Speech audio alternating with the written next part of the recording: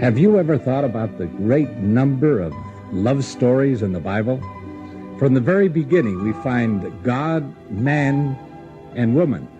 Adam was given a task naming the animals. In the process, he discovered that for every male there was a female. Then he realized that he was the only exception.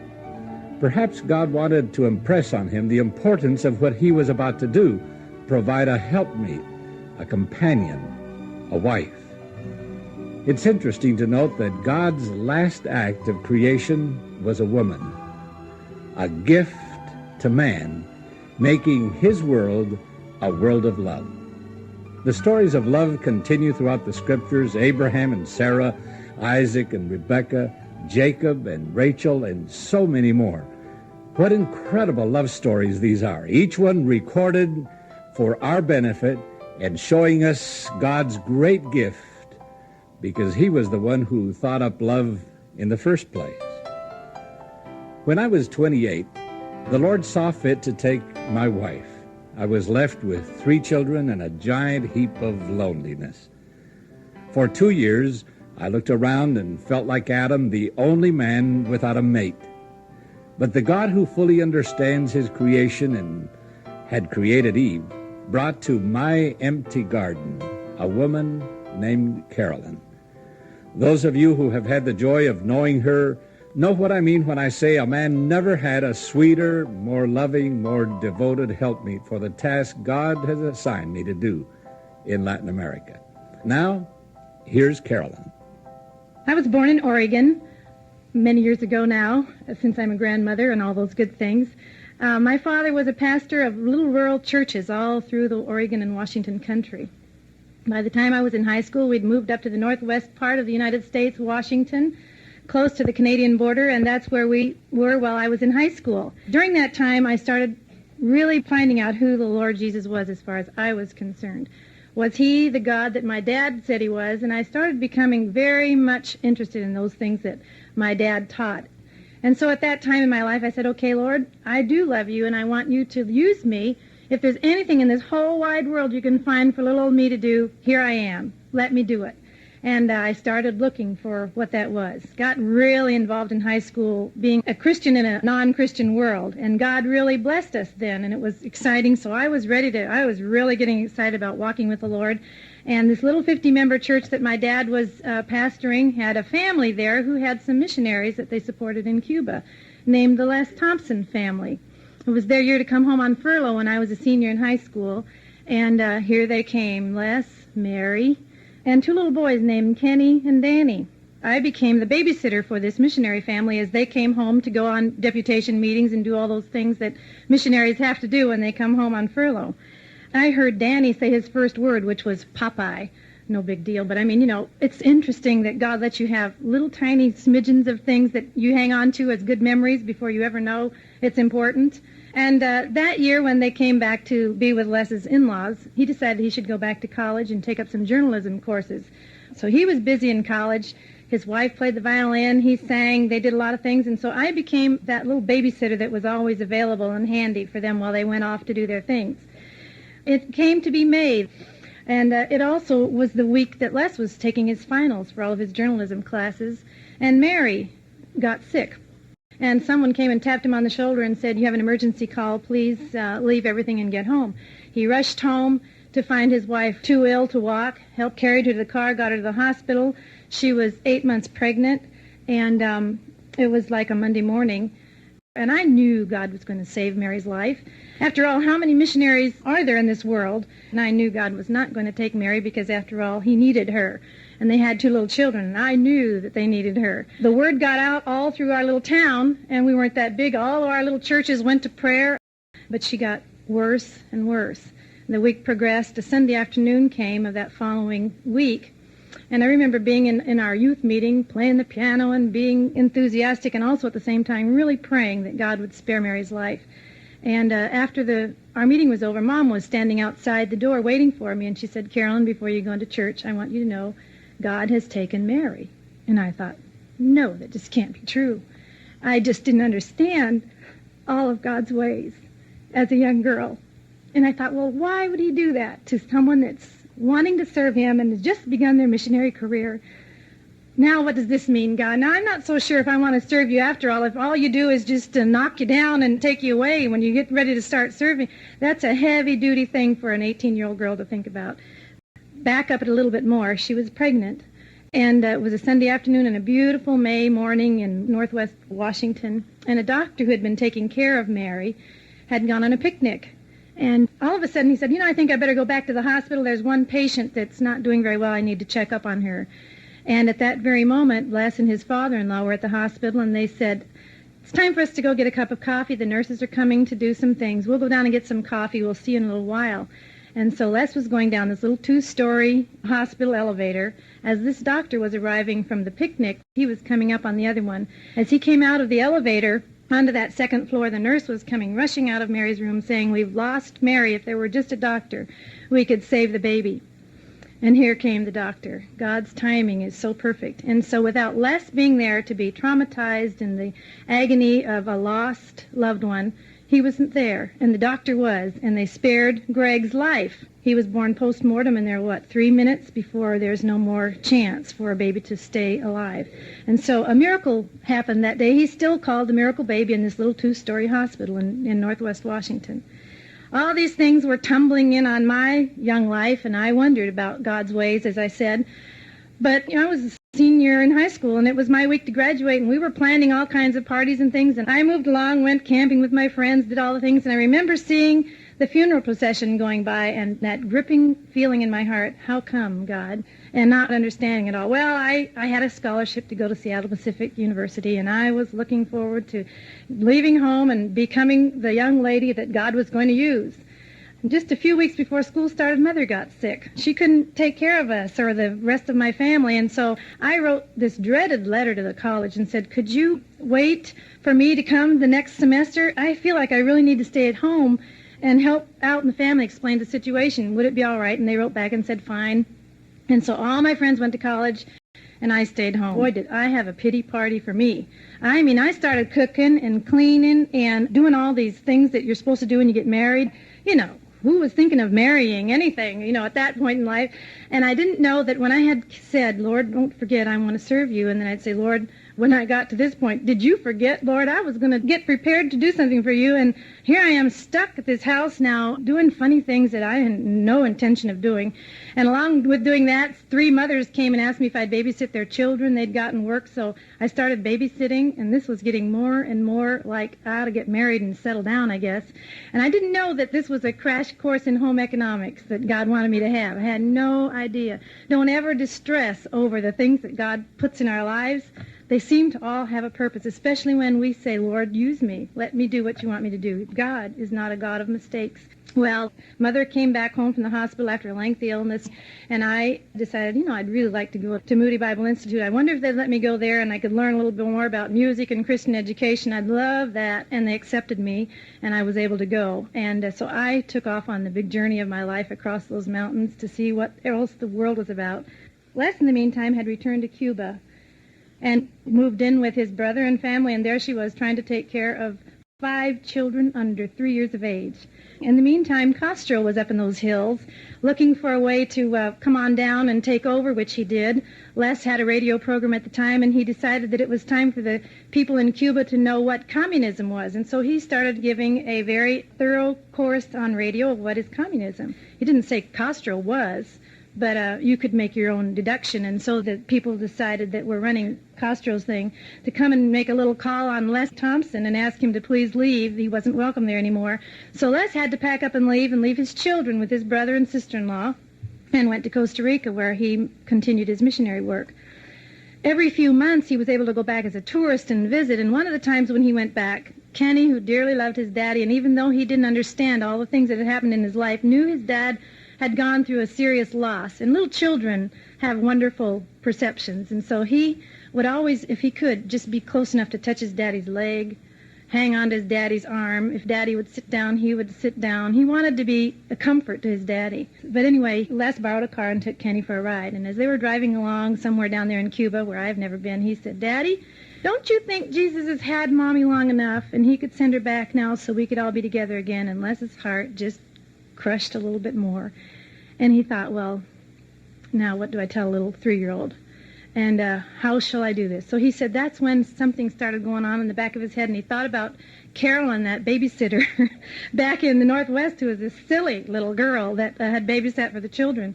And so he wrote me a letter. I was now at Moody Bible Institute. I'd grown up a little bit more. I was at Moody, and I got this letter from Les Thompson in Cuba, Costa Rica, wherever he was.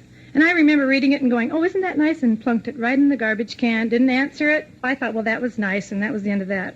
So Christmas time came the following year, and I didn't think I could go home. It was too far, and we were too poor. And so I said, don't worry, Mom and Dad, I'll not come home. I'll just bum off with somebody close by. And I had a roommate from Grand Rapids, and I was going to go home with her, but this couple got engaged, and we had wonderful rules back in the old days where you couldn't travel without a chaperone. And I became the chaperone all the way to Washington with this couple that had gotten engaged, and I found a way home. I got home, and guess what? Les Thompson was in the area.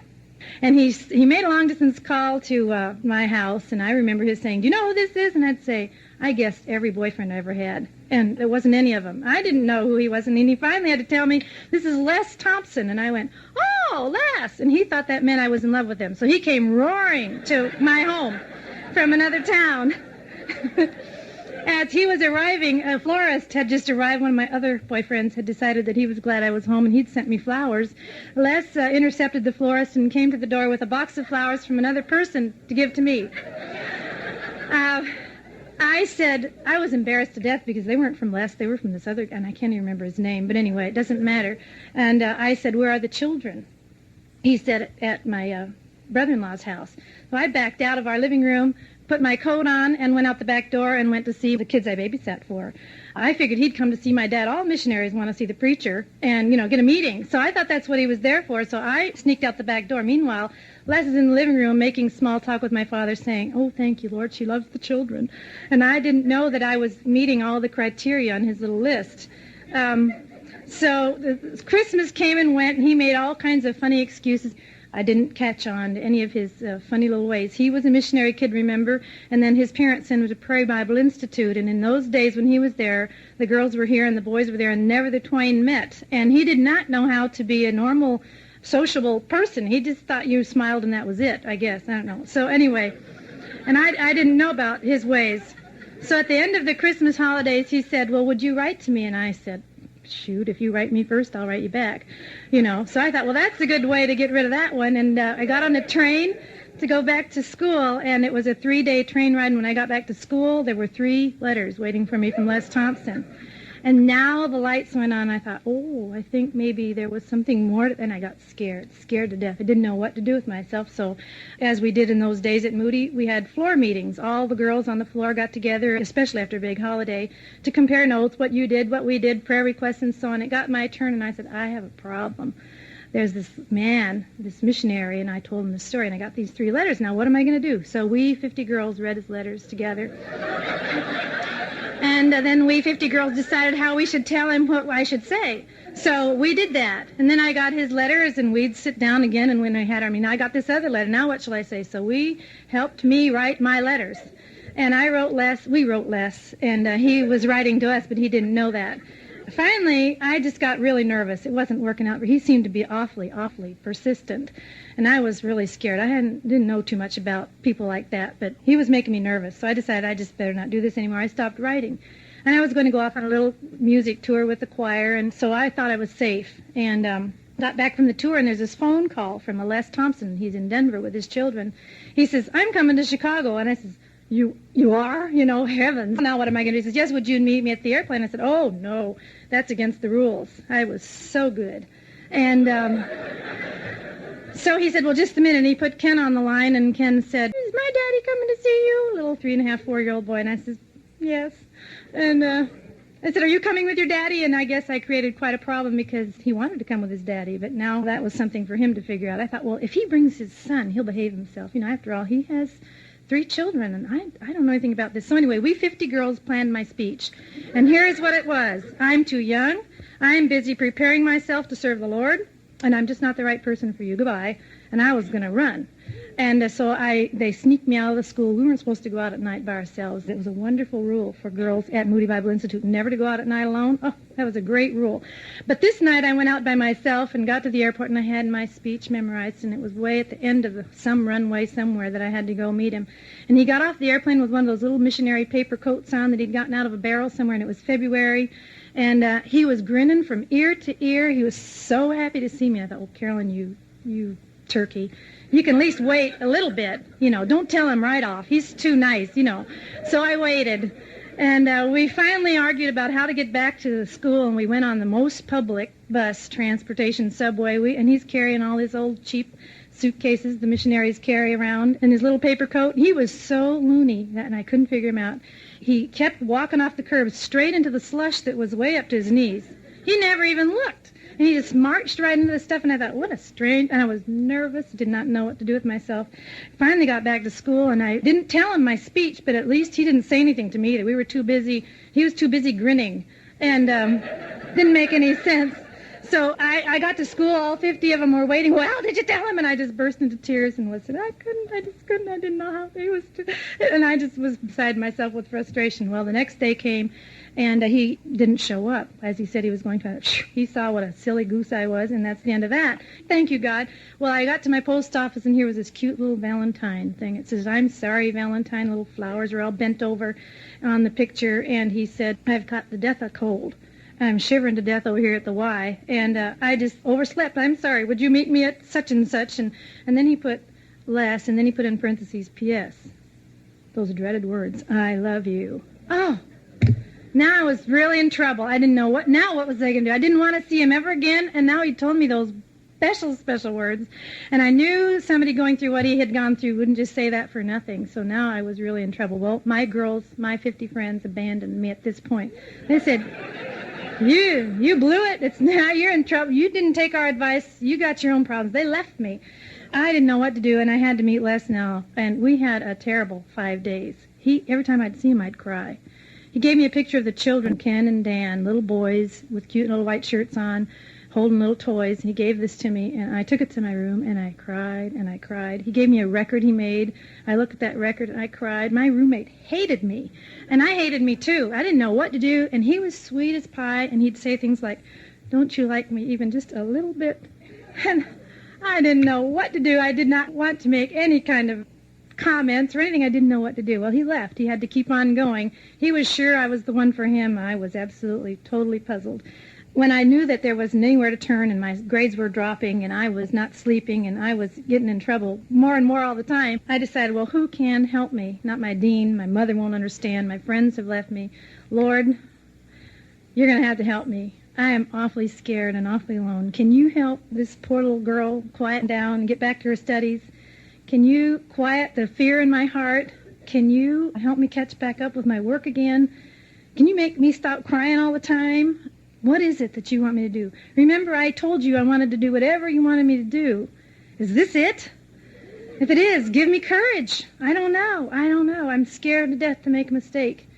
With that, I remember hitting the pillow that night and wondering what in the world I was going to do with the next day coming. And God let me sleep. And God let me wake up with a cheerier countenance that I'd had in a long time. And I remember thinking, Lord, was that you? And creeping very carefully like I was walking on eggs through the next day and the next and the next, and keeping on testing God's presence with me. Was he there? And somehow, through a matter of a couple of weeks, God did give me courage, and he did help me see through the doubts in my mind, and I wrote Les my first private letter. And one of the things I said in that letter was, Les, if you still want me, I'm available. And thought, well, it still gives me a chance to he may not want me, So I got a phone call. And in those days, there was one phone on every floor, and the buzzer buzzed, and all 50 of us ran down to see who it was for. And now it was Les in Fort Lauderdale, Florida, ready to head for Costa Rica, and my letter got there just in time before he was leaving. And all I could do on the phone was say, yeah, and nothing more than that. And all the girls were dying to know, and he said, I got your letter, well, I'm going to send you a little gift, okay, or something. And we got engaged by phone. That was it. I got my ring in the mail some 3 months later. The mission secretary of World Team thought this was the most absurd thing she'd ever seen and heard, so she held the ring back. She didn't want to send that ring to me. What a nerve she had. I still don't like that lady. I waited 3 months for that engagement ring and thought that he'd called it off. I don't know how many times waiting for that ring to come. I got my ring in chapel, and we made a big disturbance that day in chapel while I tried to peel off all the coverings of this ring, and felt like it weighed 4,000 pounds by the time I got it unwrapped and on my finger. And I was engaged. We had a courtship by mail. I didn't see Les again until 10 days before we were married. I was 19. Les was 30. God had to do a whole lot of things to keep me on the right track. My parents were horrified. His parents were absolutely disgusted. I didn't have anybody's blessing. Bill Gothard would have been real upset with me for going ahead with it. But I didn't know who Bill Gothard was then. So I don't have any guilty conscience there. And Les arrived and we were married. Ken brought the rings down the aisle. He was 5. Dan was 4 and Greg was 2. They were all in the wedding with us except for the 2-year-old. They came down the aisle. By the time it was time for the wedding, the 4-year-old didn't want to be in the wedding anymore. He was mad. He was tired, and he tore his flower off and messed up his hair, and he's in the videos outside the church looking like Dennis the Menace. But we were all there, and our 4th son, whom God gave to us later on, has cried many times when he was little, thinking, why in the world wasn't he at that wedding too? It's been a lot of fun. At the wedding, I was so nervous. I dropped Les's ring, and it rolled off to who knows where. And I kept looking at the boys, knowing that they were mine, and I wondered how they really were, and I didn't really know them. The one couple who loved me through this, can you believe this, was Les's in-laws of his first wife. They wrote and said, Carolyn, we've been praying for 2 years for God to give Les a new wife and a mother for our grandchildren. And we've been real selfish when we've been praying. We wanted it to be somebody that knew Mary so that there wouldn't be any questions, so that they'd know who she was, so they could give that heritage on to our grandchildren. And we don't know anybody better than you. Man, I treasured that letter. That was the thing that kept me going. I went to Costa Rica as a new bride, new mother, new wife, new country, new language, new everything. I left everything I knew behind. We got in an old bread truck, like the Beverly Hillbillies. It was painted turquoise blue. I mean, you couldn't miss us. And we drove from Washington State to Costa Rica, all 5 of us. When we got there, Danny, our 4-year-old boy, said, boy, when I get married, I'm going to take my kids and go on a honeymoon, just like Mom and Dad. And God has been faithful. I've been able to be the mother of 4 very normal, lively boys. I'm loving being a grandma. And I have to learn how to tell my story to my little grandchildren. That is going to be very, very special. Mary said last night after the service was over, Grandma, I cried in church last night. And I said, what? She says, yeah. She says, Grandpa told his story and it made me cry. And that's the heritage I have to look forward to. God has been so faithful. I have 4 wonderful, wonderful sons and some wonderful grandchildren and a wonderful husband. We have a huge, huge work that we're doing that takes Les away from home at least half of the year, all the time. From the first year we've been married, he's been gone 6 months of the year. Not all at once, but gone. And God has faithfully taken care of us. I couldn't be happier. I couldn't be gladder that God gave me a special thing to do for him, and that he could find in his place in this big world something for a little girl that was scared to death in Bellingham, Washington, something to do. And you're going to hear about the rest of LOGOI and the work we really do, but I get to be the underpinnings that help Les and these kids keep going. And it's just fun to be here this morning. Thank you.